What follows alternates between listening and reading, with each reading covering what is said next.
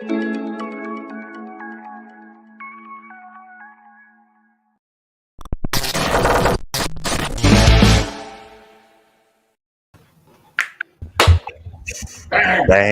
Hello, folks, and welcome back to another edition of the Daily Crypto Byte. Hope you guys are all having a wonderful day. Today is Tuesday, October 12th. The crypto markets took a little bit of a pause last night at about 3 p.m., right as the traditional equity markets closed. Gave us a little bit of uncertainty here, and, it's going to be an interesting close to this week here. We're going to have to take what we're given in stride, but plenty to talk about today. I want to take a look specifically at ETH. We talked about it as sort of the gateway to the alts yesterday. I still believe that to be the case. But before we dive into some charts, CJ, Doc 57K, how you guys doing today? Doing well, Monty. I've got a very interesting NFT project I got to show you guys. It's a video.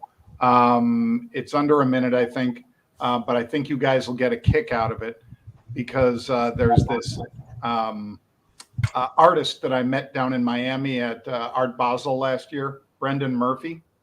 And Brendan makes these spacemen, among other things. He's a sculptor and he sculpts these spacemen, and it's always got, interesting stuff written on the spaceman. So think of the MTV Spaceman, except they're like 5 or 6 feet tall, and they go for between $700,000 and $1 million. Now he's doing an NFT, and he sent me this thing. So I said, okay, I'm going to tweet this out. So here is let me just do the share. Thank you. Let's see, share screen. All right, you guys should be seeing Bungie Project now. And now I'll play it, although the music's not as important. Hey folks, I know you're always on the lookout for stuff that's cool, so am I. And Brendan Murphy, I met him down at Art Basel, and this is a really talented artist who's got his work in private collections worldwide. Novak Djokovic and a whole bunch of celebrities. I think my buddy Grant Cardone has a bunch of his stuff too. And the stuff, this Bungie project that he's working on right now is amazing, along with a gallery owner, Nicole, and I think my friend, even Greg Norman Jr., putting together some really cool stuff. And I think right now you should take a look at what Brendan Murphy is working on, because they're coming out with an NFT as well. So we're talking about a successful sculptor and artist that is now also getting into the NFT space. Check it out. I think you're going to be impressed.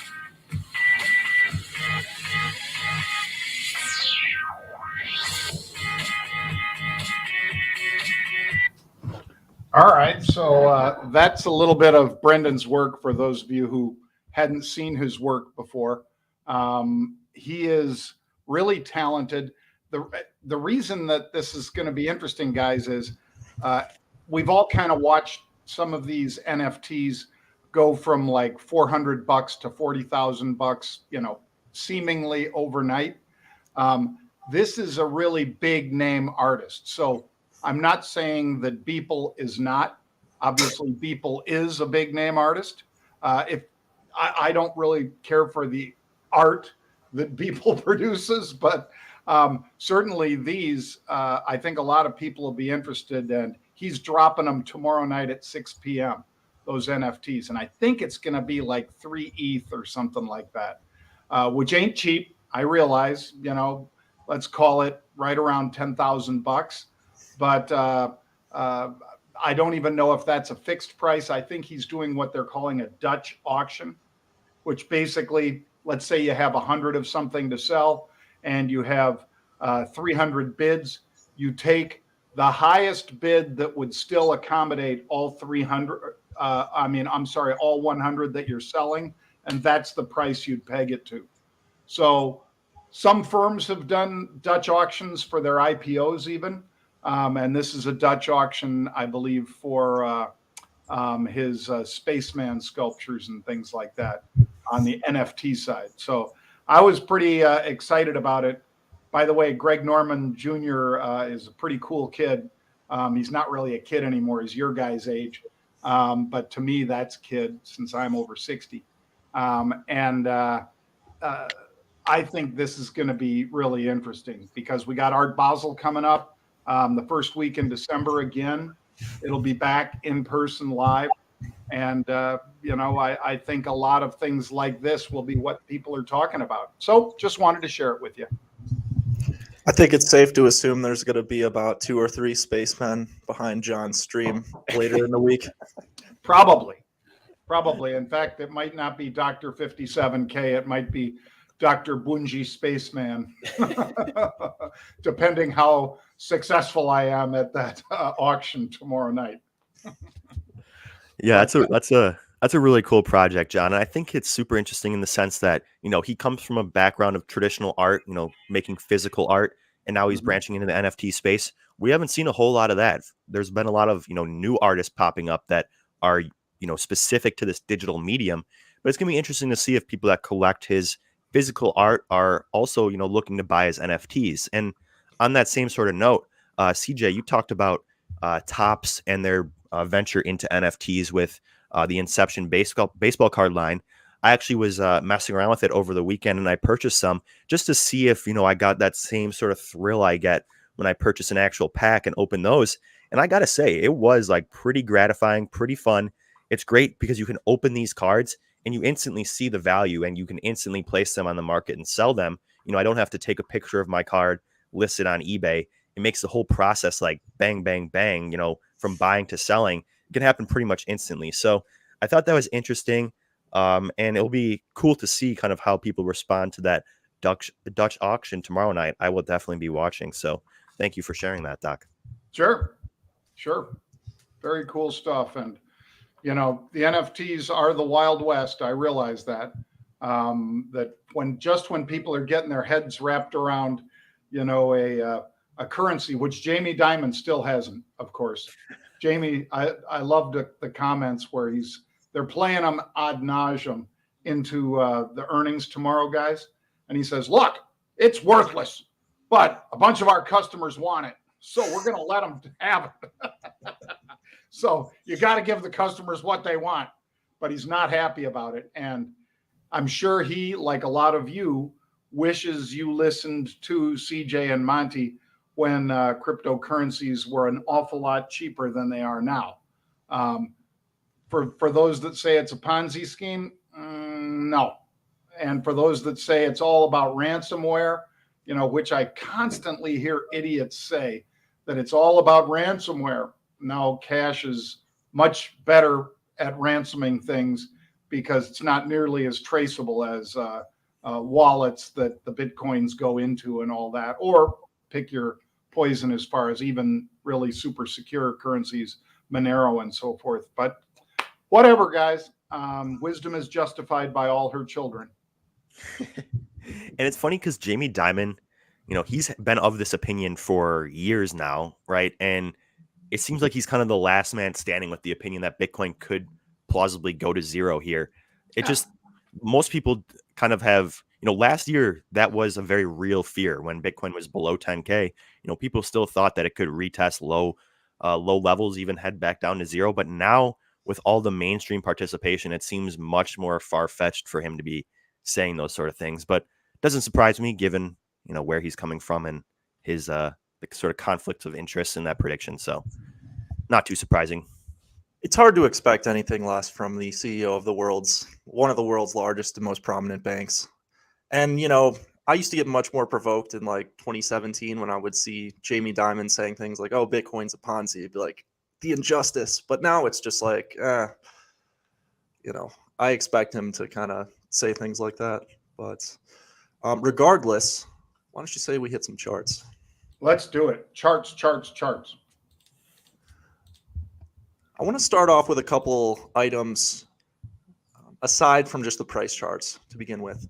First of all, we have about 5 ETF proposals, either going to be approved or denied in the next month, going up to November 1st. This could be a very interesting catalyst that could potentially rocket Bitcoin up to new all-time highs in early November. So this could be interesting. Just keep an eye out on these dates and who has registered them. Also, I want to look at on-chain metrics and where the majority of volume has actually transacted on-chain. And if you look at this gray bar over here on the right side, this is where we are at currently.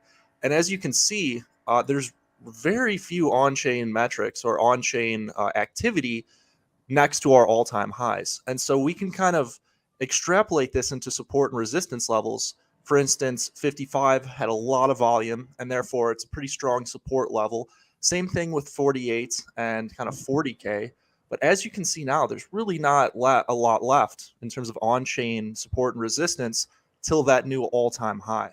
And the same is true for the price chart. Really the only thing that we have is kind of this 57K level, which was left from the previous lower high. But overall, I think Bitcoin looks very, very interesting, not only from some of those fundamental catalysts, but overall because of the supply shock that we're seeing. Yes, there are some technical indicators like the CCI that are pointing downward and hinting at a potential, retrace to some of these moving averages, somewhat like we experienced right here, right? But nonetheless, we still bounced and continued the overall uptrend. And I think we're, likely to do something similar, if not just, continue to consolidate or increase. So I'm still going to remain bullish on Bitcoin, regardless of a little bit of a turn down in the oscillator, because that has a lot to do with the on-chain data being so bullish and really seeing a lot of interesting activity in terms of the supply shock and the increasing scarcity with whales actually accumulating. So I think it's getting closer to that markup phase in which we actually go substantially higher in the coming months. Could I share 2 bits of news with you guys quickly? I'll grab the screen share again so people can see it. If you're just listening at home and not watching, well, you're not missing that much. I'm just showing a headline from CNBC because 2 of the top digital scientists or engineers over at Facebook have left and gone over to Andreessen Horowitz. So I'm not going to even try those names because looks like these folks that left and went over to Andreessen Horowitz are going because Facebook's Libra is not going anywhere right now, especially with all the other issues Facebook's facing.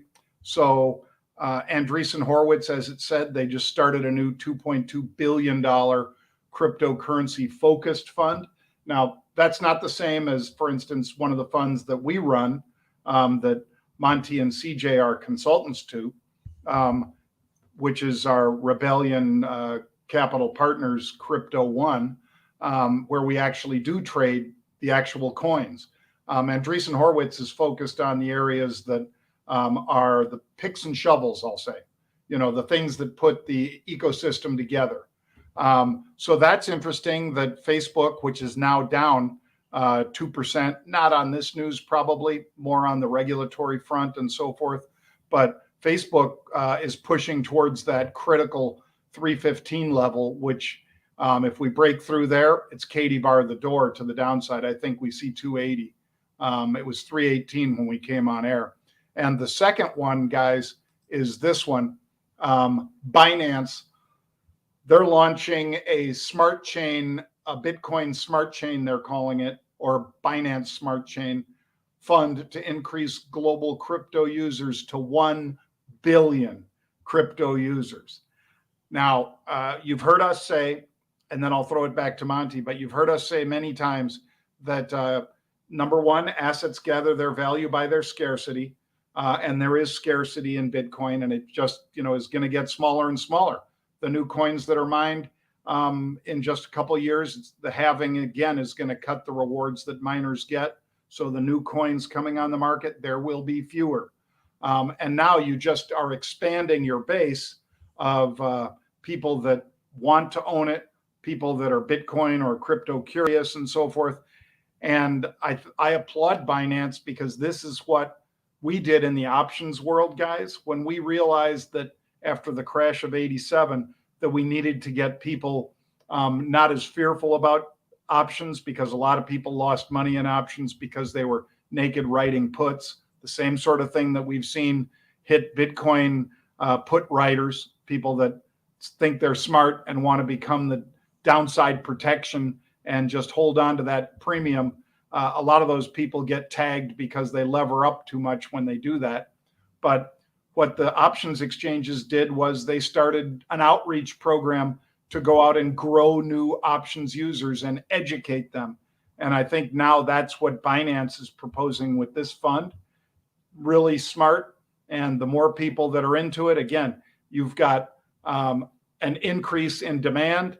And we've already seen how an increase in demand and a shrinking or small supply causes prices to go up in gasoline, in coal, in things that you want to just go buy in the stores. A lot of stores are showing empty shelves right now, or at least diminished supplies in the stores. That's the same sort of thing that's going to happen in crypto, except those of us who are long are going to say, yeah, we're going to be rooting for that. So anyway, with that said, guys, I'm going to throw this back to both of you.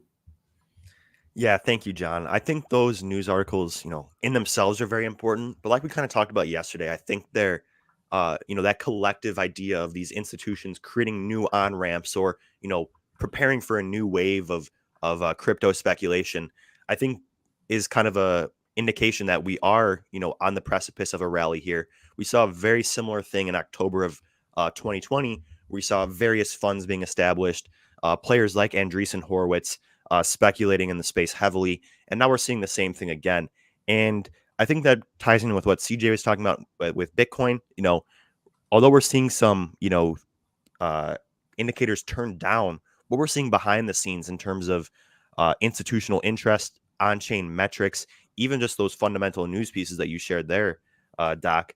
I think they point in the positive direction for Bitcoin, and definitely in the immediacy as well. So great stuff there. And I just wanted to quickly tie that in with my Doge of the day. Not necessarily a true Doge, but I want to talk about ETH today because, we're talking a lot about Bitcoin, but also people have been talking a lot about the alts and how they've been underperforming relative to Bitcoin.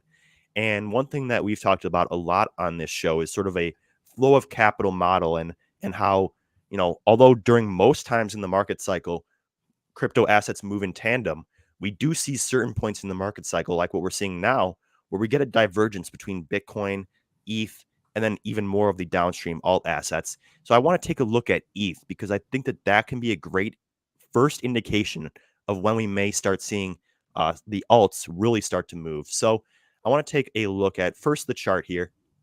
So this is ETH's 15-minute chart. And I think that, just taking a look at what we're seeing today, nice uptick in bullish volume, very strong price action to start the day. And I think that has to do with what we saw yesterday in Bitcoin. Yesterday we saw some tremendous strength in Bitcoin.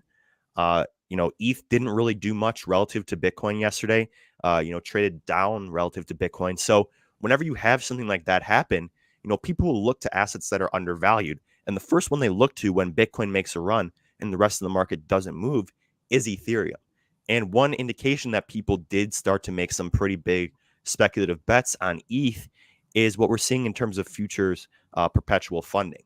So as you can see, we saw a nice uptick here in the amount of futures perpetual funding. And I think that's exactly what we're just talking about there. I think that the reason why people are so willing to make these big bets right now in terms of ETH futures is because of what we're seeing in Bitcoin. We're seeing strength in Bitcoin.